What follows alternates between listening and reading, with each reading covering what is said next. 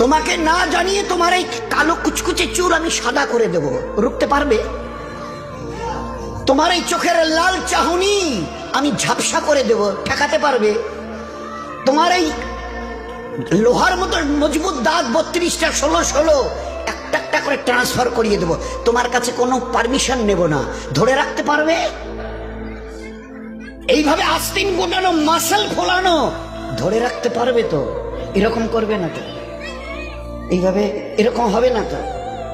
সামনে এসে একটা পান দিচ্ছে, এই হাত, চাচা এই হাতটা নিলেন, এই হাতটা কলে না রে বাবা দেখ না চিমটি কাটিতে কিচ্ছু নেই।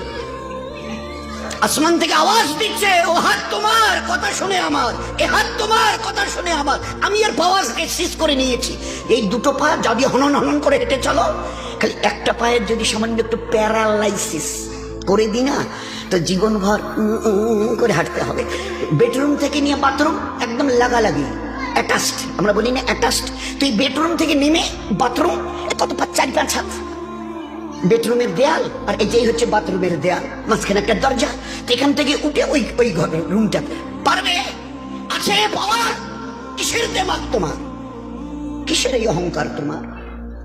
শুনুনি কোনোদিন নবীজির কাছ থেকে অহংকার, তাকাব্বুর এটা আমার চাদর, বড়াই এটা আমার চাদর, আল্লাহ বলছেন।